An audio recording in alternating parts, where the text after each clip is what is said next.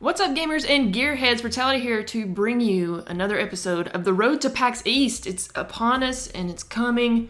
And you know, the teams aren't the only ones that need the glory. We need the voices of Gears too. We need those good old commentators that keep us hype and ready to go. Today we have with us Guy Blaze, commentator extraordinary, our boy Guy Blaze. What's up, man? What's up? It's your boy Guy Blaze coming at you live. Yeah. And but I'm happy to be here. It's been a while since I actually did an interview though. But you know me. I love talking. I love telling you guys that information and letting you guys know just a little bit more about me. Cool, man. All right, so we haven't had you on the channel before. So for the people that don't know you, you've been around for a while. Like most of us OGs, we've been around for a long time. So if you would, just give us like a quick Gears history about yourself.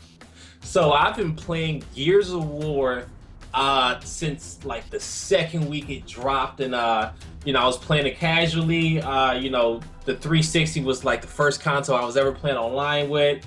I have like one of my favorite games for Gears of War is Perfect Dark Zero, and I played that competitively. And I remember Gears of War came out, and my boys was like, "Yo, let's play this, let's try this, let's get the game."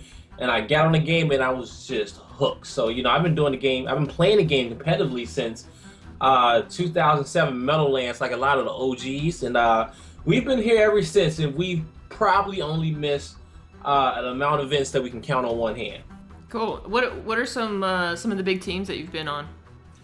Some of the big notable teams I've been on for years. My own team I created, Ill by Nature, IBN. Other than that, just over the years, Type Z, TLR, Essence. But yeah, TLR, Type Z, IBN is just the main ones that we've rocked with. What made you switch from competitor to commentating? It was always a need for a commentator in our community, because especially about how exciting Gears of War was. And if you guys have ever saw the video of my very first ever commentary, which is on YouTube still to this day, and if you have not seen it, I might grace you guys with the link, just so it's better with this video. But I got up there on that stage and I was god awful. Like they had this kid up there commentating, and they had some other guy, and I didn't know what they were talking about. And I was at WC Genius event with this team called Team Texas, and it was like, "Yo, Blaze, you should get up there." And I said, "Yeah." They said, "Yeah." I said, "All right, well, F it, I'm gonna get up there and try." And I got up there, and I was like, "Yo, it's your boy Guy Blaze. We on canals, yo. It's the 2v1, yo. They grabbing torque bow, yo. Best weapon in the game is a sniper, yo." And I'm just going off and this and that. And then the producers came up to me at the end of the first series. It was Affinity versus Mob 180, and they said, "Yo, Blaze." They said, "Yo, fantastic. But can we just not say yo so much?" And I said, "All right, yo, I got you."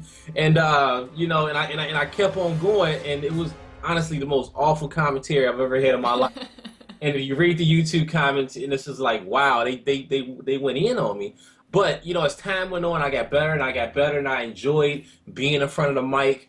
And then I got so much positive feedback, and it was nobody that ever, it was just so much positive feedback where I was like, okay, let me continue. So as time went on, we, especially, you as well, Brittality, we've loved this community so much. And it's like, you know what, I'm gonna do everything I can for this community no matter what.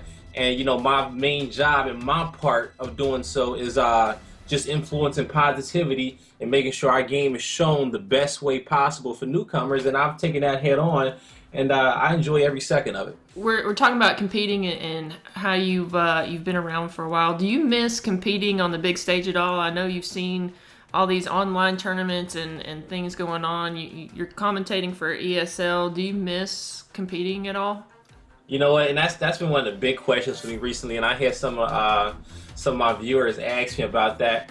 And it's as simple as saying this: I will be driving down the street in my car, and I will think about me playing on main stage in the old school days, and my whole body will get chills. Okay, when I think about stuff like that, and that just shows that part of me, I still love playing, and I still want to play on that main stage, and just showing that I can compete is probably still the most important thing to me. So going forward, they asked me like, "Yo, Gears 4 coming out. Are you gonna compete? Are you just gonna commentate?" And honestly, it's pros and cons to both sides for me. And so I'm not gonna lie to you, Brittany. I'm conflicted on it. But as of right now in the community, I feel like the community needs me on the mic, and I'm happy to be on the mic. And if Gears 4 works out, we'll have a lot of events where I could be on the mic for ESL, and then other events I could play and commentate. Because that's how it all started. We play and commentate. Yes. We do it all. We play, commentate, we host, we entertain. We just we're not one-hit wonders. Right. You mentioned before your first commentating experience. Was that the most embarrassing moment that you had while commentating, or was there another oopsie daisy moment that you had? That hands down gotta be the most embarrassing one, but at the same time it was my first time, so it couldn't be too bad. I remember WCG 2009, I was on main stage with Rivington. It was the Gears of War 2 finals, and I was commentating the semifinals and the finals with Rivington.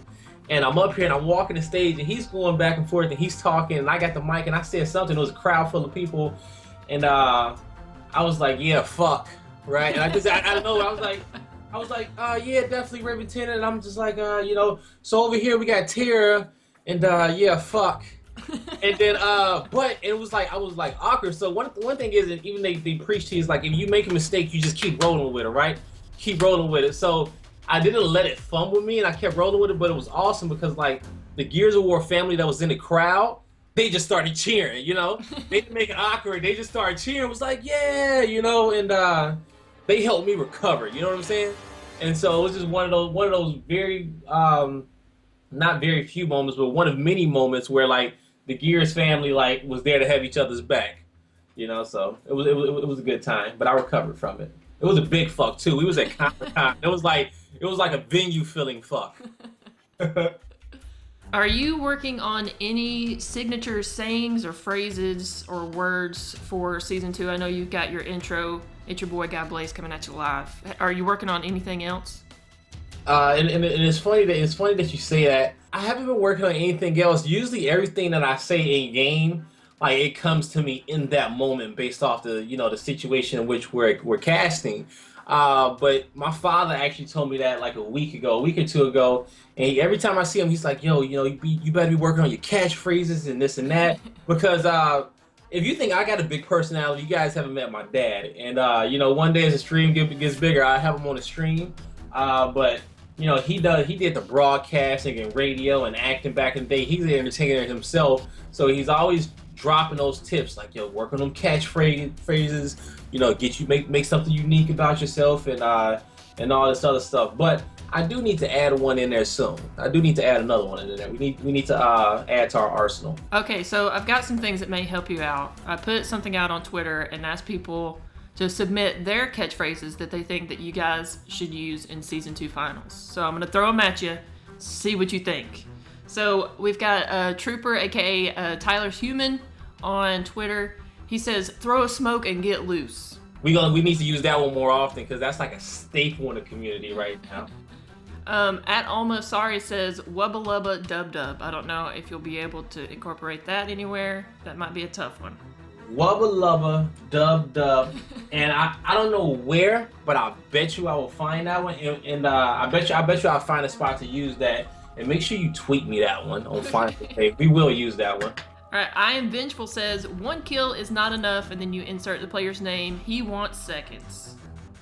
1 kill is not enough. Toy Soldier wants seconds.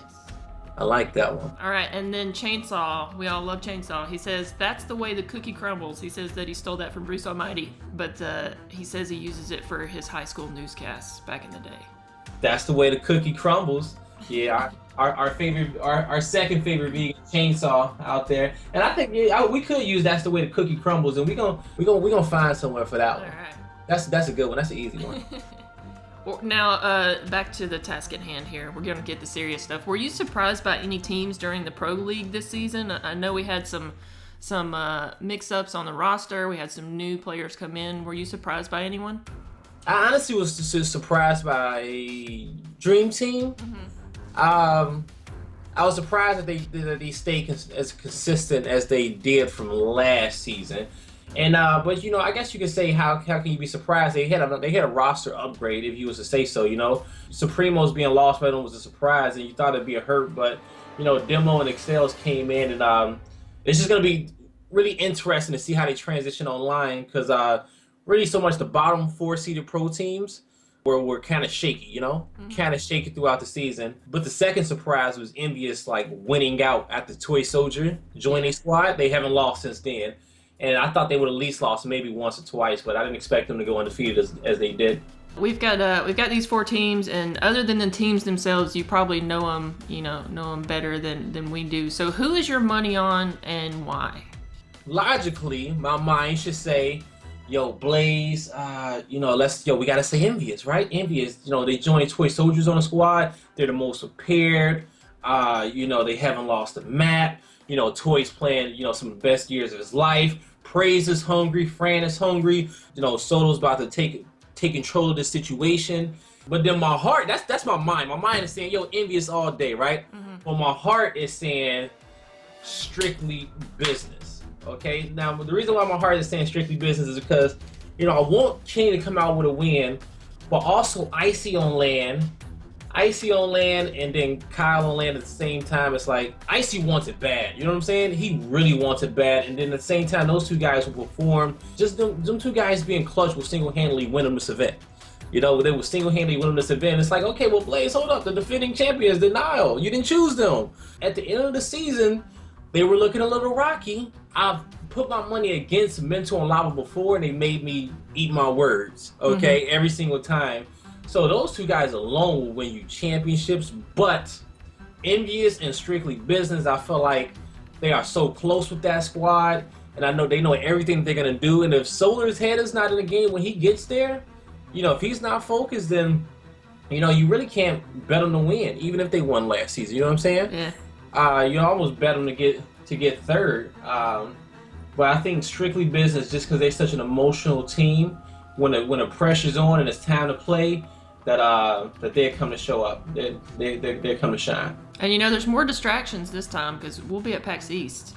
Yeah, exactly. So it's gonna be a bigger stage. It's gonna be a lot more pressure. The attitude of Strictly Business will come out on top. And we seen a controversy with Kenny. As he was talking earlier about how he announced how he was joining Denial next season, and it was the big controversy was like, why would you say that before a finals? Why would you say that before a team that you got a chance to win 60 grand with? Like, you that happy where you couldn't hold off on your opinion? Where you just couldn't hold off for 2 seconds? And I think the team has finally recovered from that, and they know that whatever, this is business, and we about to go out here and play for this money. We don't care what Kenny do next season. We just need to worry about what's going on right now, because Kenny is like the leader of that team, believe it or not.